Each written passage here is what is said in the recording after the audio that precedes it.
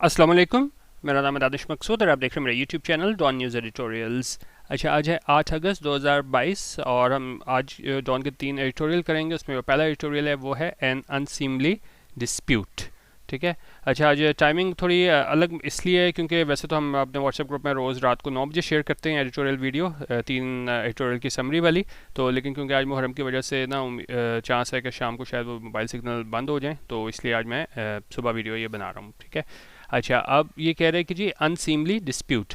अनसीमली क्या चीज़ होती है? कोई एक ऐसा बिहेवियर, कोई एक्शन जो प्रॉपर ना हो, अप्रोप्रिएट ना हो, मौजू ना हो।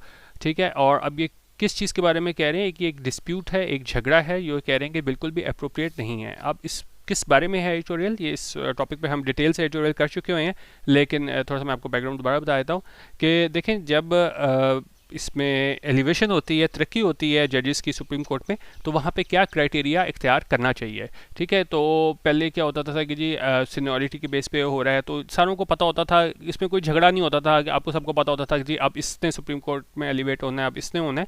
तो सुप्रीम जो चीफ जस्टिस ऑफ पाकिस्तान है उसका किरदार जो है ना, बिल्कुल एक सेरेमोनियल रोल होता था कि बस मतलब उसकी कोई से नहीं होती थी।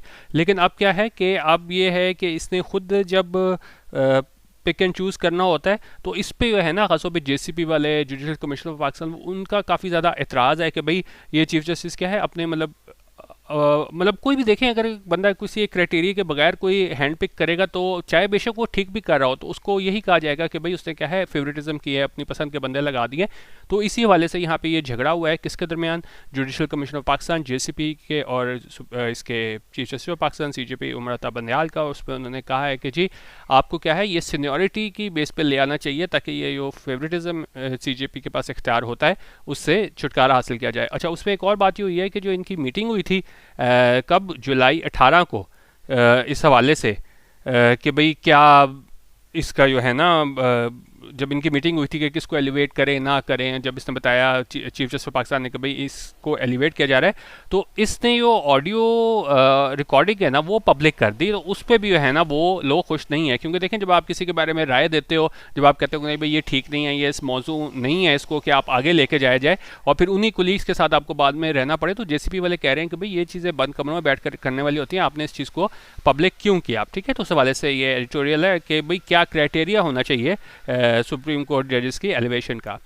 अच्छा, उन्होंने कहा कि जी chief justice of Pakistan Umar Ata Bandial जो है ना, उन्होंने ये नहीं सोचा होगा कि जब इन्होंने ऑर्डर किया था उस ऑडियो को रिलीज़ करने का, ये जो मीटिंग हुई थी जुडिशल कमीशन ऑफ पाकिस्तान के साथ 28 जुलाई को, ठीक है, तो उसके बाद उन्होंने मतलब कह रहे हैं कि उन्होंने नहीं सोचा था कि ऐसा होगा रिजल्ट जो अभी आया है। ठीक है। अब उसमें क्या हुआ, ये रिफ्ट थे, झगड़े किसके दरमियान?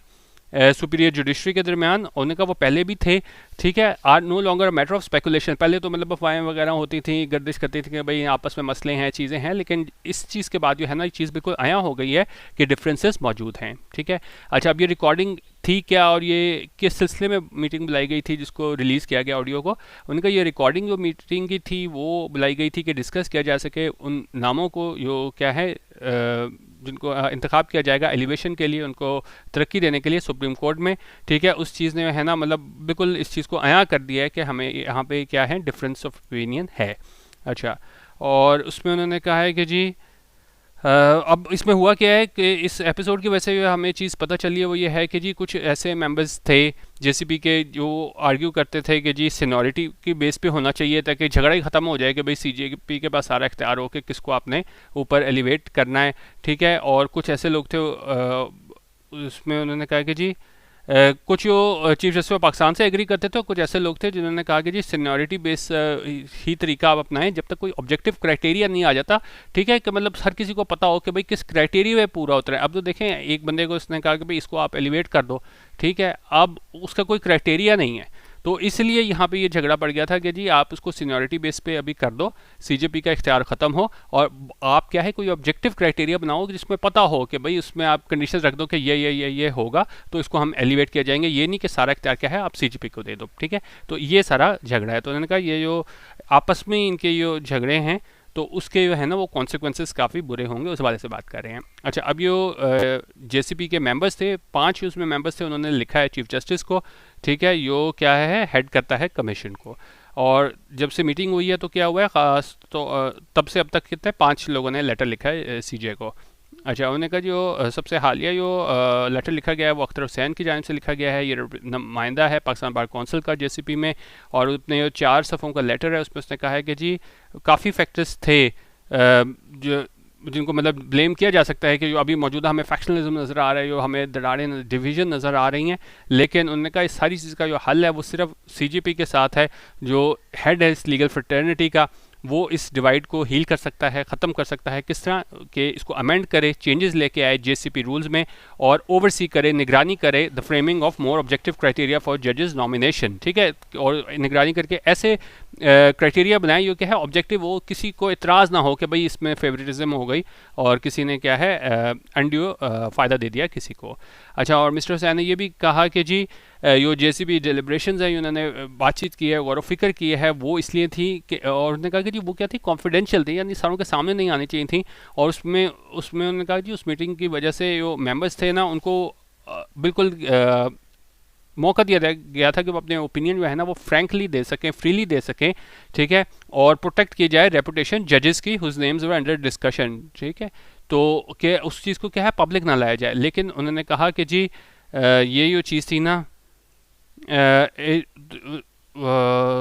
that made it necessary he reason to consult the commission members before deciding to relax the rules and release the recordings। तो उन्होंने कहा ये बिल्कुल ज़रूरी हो गया था कि कंसल्ट किया जाता कमीशन मेंबर्स के साथ ये डिसाइड करने से पहले कि रूल्स को रिलैक्स करके रिकॉर्डिंग को रिलीज़ किया जाए। लोगों ने तो अपने तौर पे बड़े फ्रेंकली ओपिनियन दे दिए कि भाई ये जज ठीक है कि नहीं है, इसको सुप्रीम कोर्ट एलिवेट करना चाहिए कि नहीं। उनको क्या पता था कि बाद में रिकॉर्डिंग है ना वो सीजे ऑर्डर कर देगा कि इसको क्या है अब रिलीज़ कर दो। तो इस हवाले से बात करें कि उनसे कंसल्ट किया जाना चाहिए था जेसीबी के मेंबर्स से, ठीक है। अच्छा, it is difficult to disagree with this view, उन्होंने कहा बड़ा मुश्किल है इससे आप डिसएग्री करें, क्योंकि कोई भी कैंडिडेट कन्वर्सेशन होती है, आप आपस में बात कर रहे होते हैं, वो होती है कि जी वो बिहाइंड क्लोज डोर्स हो, to discuss a matter that has a direct bearing on the quality of justice dispensed by the highest court in the land has been thrown open to all and sundry to comment on and take away from it what they will, ठीक है। तो basically कह रहे हैं कि जी इसकी बात बिल्कुल ठीक है कि ये चीज़ें क्या है बिहाइंड डोर्स होनी चाहिए, आपने सारों के सामने लाके ये रिकॉर्डिंग रख दी तो यकीनन इससे सारे लीगल फ्रेटर्निटी में क्या है मसाइल ने जन्म लिया। अच्छा, और उसने कहा उन जजेस के बारे में जिनके बारे में ज़ाहिर है ज़्यादा पॉजिटिव व्यूज़ नहीं थे, और वो लोग भी जो जिनके हक में बोला, both have cause to feel aggrieved, तो दोनों क्या है कि उनके पास ये वजह है कि वो क्या है एग्रीव फील करें कि ज़ाहिर है अब एक जज इसके बारे में कहा जाए ना भाई इसको आपने ऊपर नहीं भिजाना, ये मतलब तो यही हुआ ना कि वो इस काबिल नहीं है कि आप उसको एलिवेट करो, और तो इसलिए मैंने कहा यकीनन वो भी इस चीज़ से क्या है एग्रीव फील करेंगे। इसी वजह से हमें क्या है डिवीज़न नज़र आई है हमारे पास यहाँ पे सीनियर लॉयर्स में, बार मेंबर्स में, ठीक है। अच्छा, उन्होंने कहा जितनी भी ये मिसकैलकुलेटेड हो मूव कीजिए, रिकॉर्डिंग को रिलीज़ किया जाए, और लेकिन चीफ जस्टिस को अपनी लेगेसी पे गौर करना चाहिए कि क्या वो छोड़ के जा रहा है, और फिर उसने वो कॉल दी है कि जी और ये डिमांड है कि इस सारे प्रोसेस को ये एलिवेट करना है जजेस को सुप्रीम कोर्ट में, उसको इंक्लूसिव बनाया जाए, ट्रांसपेरेंट बनाया जाए, शफाफ बनाया जाए, ये क्या है शिद्दत इख्तियार कर गया है, और अब इसको बड़ा इम्पॉसिबल है, नामुमकिन है कि इस चीज़ को इग्नोर किया जाए, ठीक है। पहले तो इक्का दुक्का आवाज़ें आती थी, लेकिन अब काफ़ी ज़्यादा लोग इस बात पे इसरार है कि भाई आप एक क्राइटेरिया बनाओ, इस झगड़े को ही मुकाओ कि आपने कोई फेवर की है, एक फिक्स क्राइटेरिया हो, उस पर यह पूरा उतरता है वो चला जाए इरिस्पेक्टिव कि सीजे कौन है। अच्छा, उन्होंने कहा इस चीज़ को बार बार कहा गया जुलाई 18 मीटिंग में भी कि जी आप इसको क्या है एक फ़िक्स क्राइटेरिया बनाओ। अच्छा, सालों में उन्होंने कहा जी सुप्रीम कोर्ट जो है ना वो ऑर्डर्स और जजमेंट्स के ज़रिए ये है ना वो उसने क्या किया है concentrated the power to steer the commission's proceedings in the person of the CJP, ठीक है। तो यहाँ पे उन्होंने कहा सारी पावर्स कॉन्सेंट्रेट कहाँ होती थी through series of orders and judgments यहाँ पे सीजीपी के पास, और उन्होंने कहा ये जो तनाज़ा है, फ्रिक्शन है, ये जो अपॉइंटमेंट्स हैं सुप्रीम कोर्ट में वो हमें दिखाती है कि जो डोमिनेंट रोल है that dominant role has become untenable. तो अब ये मतलब लोगों के लिए पॉसिबल नहीं है कि वो इस चीज़ को लोग बर्दाश्त करें कि जी सारी अख्तियार जो है ना वो सीजे के पास है। उन्होंने कहा ये सारी गुफ्तगू हुई है, सामने आई है, जिस तरह भी आई है, रिकॉर्डिंग थी, रिलीज़ करनी चाहिए थी नहीं, लेकिन एक चीज़ अब सामने आ गई है कि लोग अब कभी भी इसको एक्सेप्ट नहीं करेंगे कि आप किसी एक फिक्स क्राइटेरिया की जगह आप अपनी मर्जी का बंदा एलिवेट कर दो supreme court. Chief justice Bandial must lend an ear to his fraternity, lending lend and ear का मतलब होता है, ये इडियम है, इसका मतलब होता है किसी की बात सुनना। उनके चीफ जस्टिस बंदयाल को सुनना पड़ेगा, अपनी फ्रेटर्निटी को, यानी जितने भी लोग हैं लॉयर बार के मेंबर, उनको सुनना पड़ेगा और यकीनन इनको कोई एक क्राइटेरिया फिक्स करना पड़ेगा ताकि ये एतराज़ ही ख़त्म हो कि भाई इसको सही एलिवेट किया है नहीं किया है। बाकी अगर आपने रोज़ ऐसी वीडियो देखनी हो तो आप हमारा पेड व्हाट्सएप ग्रुप ज्वाइन कर सकते हैं, यहाँ मैंने नंबर दिए हुए हैं तो यहाँ पे ज्वाइन कर सकते हैं। तो 9 बजे हम रोज़ रात को 3 एडिटोरियल की समरी शेयर करते हैं, ठीक है। अच्छा, दूसरा एडिटोरियल जो है वो अगर हम देखें वो है हमारे पास, कौन सा करें, अच्छा अनफेयर ऑन टैक्स पेयर्स कर लेते हैं पहले। अच्छा, अब इसमें हुआ क्या है, जिससे आपको पता है कि जी नून लीग का सारा जो स्ट्रॉन्ग होल्ड है, गढ़ है, वो यहाँ पे पंजाब में है और बहुत ज़्यादा जो ट्रेडर्स हैं, कारोबारी हजरात हैं, तो वो इनके वोटर्स हैं। अब हुआ क्या कि इन्होंने जो है वो फिक्स्ड मंथली टैक्स लगा दिया ट्रेडर्स पे, ठीक है, जिसमें उन्होंने कहा कि जी जो कंज्यूम कर रहे हैं 150 यूनिट्स, उस पर उन्होंने फ़िक्स जो है ना वो रेट लगा दिया। उसकी वजह से बहुत ज़्यादा जो है ना लोग नाखुश थे PMLN से। तो पहले ही PTI की मकबूलियत बहुत ज़्यादा है, तो ये देखते हुए ना इसने जो मरीम नवाज़ है उसने मिफ्ता इस्माइल को कहा कि भाई आप इसको वापस लें इस फैसले को, ठीक है। अब जब इस फैसले को वापस लिया है तो ये कह रहे हैं कि जी अनफेयर ऑन टैक्स पेयर्स, ठीक है, ये अनफेयर है ऑन टैक्स पेयर्स पे, क्योंकि देखें मोस्टली तो हम वो वाले लोग यहाँ पे टैक्स दे रहे हैं जो जिनको सैलरी मिलती है, वो एट सोर्स डिडक्ट हो जाता है, तो आपके पास चांस नहीं होता कि टैक्स देना है नहीं देना, तो उन्हीं को ही क्या है आप रगड़ रहे होते हो। तो उसी कमी को पूरा करने के लिए, क्योंकि हमारा ये टैक्स नेट टैक्स बेस भी हमारी ज़्यादा नहीं है, तो यहाँ पे ये अमाउंट, ये फिक्स टैक्स लगाया गया था, लेकिन सिर्फ अपनी है ना वो वोट के वो के आपकी वो है लोग दूसरी तरफ शिफ्ट ना हो जाएं, तो उन्होंने इस चीज़ को ख़त्म कर दिया। तो उन्होंने कहा ये अनफेयर होगा किस तरह उन टैक्स पेयर्स के साथ जो पहले ही टैक्स दे रहे हैं, क्योंकि ज़ाहिर है जब ये लोग टैक्स नहीं देंगे फिक्स टैक्स, तो फिर उन्हीं को मजीद जो है ना वो रगड़ा जाएगा। तो ये उस हवाले से बात कर रहे हैं, इसको हम देख लेते हैं। उन्होंने कहा ये हालिया ये अनाउंस किया रोल बैक करना है, वापस करना। क्या चीज़ वापस की है, एक ये फिक्स मंथली टैक्स लगाया गया था ट्रेडर्स पे, वो उन्होंने कहा ये फैसला था वापस लेने का टैक्स, फिक्स टैक्स। वो ये दिखाता है कि किस तरह जो पॉलिटिकल इंटरेस्ट होते हैं रूलिंग पार्टीज़ के, वो कॉम्प्रोमाइज़ करते हैं टैक्स रिफॉर्म्स को और बिल्कुल ख़त्म करके रख देते हैं उन डिसीजंस को जो अहम होते हैं एक बिल्कुल टूटी हुई मीशत को, यानी बिल्कुल गिरी हुई मीशत को फिक्स करने में, उसको सुधारने में। तो ठीक है, तो जिस तरह मैंने आपको बताया कि सारा जो वोट बैंक है वो ट्रेडर्स पे मुश्तमिल था, तो फिर मरियम ने कहा कि भाई ये तो सारे का सारे लोग हैं यहाँ से टूट के PTI ना चले जाएं, तो वो उसको मारो गोली कि आपने मीशत को ठीक करना है, अपने जो वोटर्स हैं, ठीक है, उनकी हमदर्दियाँ समेटो, और उन्होंने इस टैक्स को ख़त्म कर दिया। अच्छा, उन्होंने कहा कि जी दिनों के बाद जो फाइनेंस मिनिस्टर मिफ्ता इस्माइल थे, उन्होंने ये विड्रॉ कर लिया न्यू टैक्स फिक्स टैक्स, किस पे रिटेलर्स पे था जो कंज्यूम करते हैं 150 units of electricity a month, और उसको फोर्स किया गया, उसको मजबूर किया गया PMLN वाइस प्रेसिडेंट मरीम नवाज़ की जानिब से टू डू अवे विद होता है किसी चीज़ को रिमूव करना, किसी को ख़त्म करना। और इसने इसको कहा कि जी आप ख़त्म करें इस न्यू रिजीम को for the entire retail sector, उसको उन्होंने कहा ख़त्म करिए to protect the interest of the parties core constituency in Punjab. ठीक है, मेन मकसद क्या था, इकॉनमी तो गई भाड़ में, मेन मकसद ये था कि आप सिक्योर कर सको, प्रोटेक्ट कर सको इंटरेस्ट के जो पार्टी के कोर कॉन्स्टिट्यूंसी है पंजाब में, कि पंजाब हाथ से ना निकल जाए, मईशत जाए भाड़ में। ठीक है, अच्छा अब ये बता रहे हैं कि ये होलसेलर रिटेलर कितने फ़ीसद हैं और वो कितना टैक्स देते हैं। उन्होंने कहा wholesalers and retailers constitute 19% of the economy but पे पैल्ट्री ₹6 बिलियन इन टैक्सेस, कि ये मुश्तमिल हैं 19% इकॉनमी के, ये होलसेलर और रिटेलर हैं, ये हैं 19% इकॉनमी के, लेकिन ये देते हैं सिर्फ पैल्ट्री महज 6 बिलियन किस में, टैक्सेस में। The fix tax regime was introduced in the 2022-23 budget on traders electricity consumption to raise their contribution to ₹42 billion and document the economy। अच्छा, अब इसका मकसद क्या था फिक्स टैक्स regime का, कि जी ये 2022-23 के बजट में आया था और ये था कि जी आप उन ट्रेडर्स पे लगाओगे जिनका ये जो इस स्लैब में आते होंगे, और इसका मकसद ये था कि जी वो कंट्रीब्यूशन है उसको इधर से 6 बिलियन से बढ़ा के 42 बिलियन तक किया जाए और इकॉनमी को डॉक्यूमेंट किया जाए। ठीक है, उन्होंने कहा ये पहला मौका नहीं है कि government has come to pressure, कम होता है कि आप किसी प्रेशर को बर्दाश्त ना कर पाना, क्योंकि ज़ाहिर है उन पर इतना ज़्यादा जो प्रेशर पड़ गया था कि जी हमारे ये वोटर्स ही हाथ से ना निकल जाएं, तो जो गवर्नमेंट थी हैज़ कम टू प्रेशर के बिल्कुल एक तरीके से दूसरे का क्या आपने हार मान लेना। ठीक है, तो उन्होंने कम टू प्रेशर कर दिया किस वजह से, रिटेलर्स की जानिब से, और उन्होंने कहा दरहकीकत ये अनफेयर मूव जो है ना इसकी जानिब से बिल्कुल उन्होंने कहा ठीक तौर पर तनकीद किया गया है। क्यों? एज इट कोइंसाइड्स होता है occur at the same time, क्योंकि उन्होंने कहा ये उसी टाइम हुआ है जब वो बहुत ज़्यादा इंक्रीज़ किया गया है, इजाफा किया गया है income tax on salaried people पे। ठीक है, तो इनको तो आपने अपना कि आपके वोटर हाथ से ना निकल जाएं, आपने वो टैक्स ख़त्म कर दिया, लेकिन आपने इजाफा कर दिया इनकम टैक्स सैलरीड पीपल पे, जो पहले ही टैक्स दे रहे थे उनको आपने और रगड़ा लगा दिया, एंड कॉर्पोरेट्स, और उन पर आपने टैक्स लगा दिया। आपने देखे होंगे बड़े बड़े कंपनीज वो भी कह रहे हैं कि भाई इतना तो हमें यहाँ पे फ़ायदा नहीं हो रहा, तो वो भी जाने का सोच रहे हैं। तो वो उस वाले से बात करें, as the government endeavours to meet IMF mandated revenue targets, क्योंकि ज़ाहिर है गवर्नमेंट ने की वो कोशिशें थी कि IMF मैंडेटेड रेवेन्यू टारगेट वो तो पूरा करना ही है, और अगर आपने ट्रेडर्स को नहीं लगाना तो फिर ये पहले ही टैक्स दे रहे हैं कौन? ये सैलरीड पीपल और कॉर्पोरेट, उनको आपने और टैक्स लगा दिया। अच्छा, अब उन्होंने कहा कि जी फिक्स टैक्स रजीम, उन्होंने कहा पहली बड़ी मेजर कंसेशन थी ट्रेडर्स के लिए, क्योंकि ये रिप्रेजेंट करती थी फुल एंड फाइनल सेटलमेंट।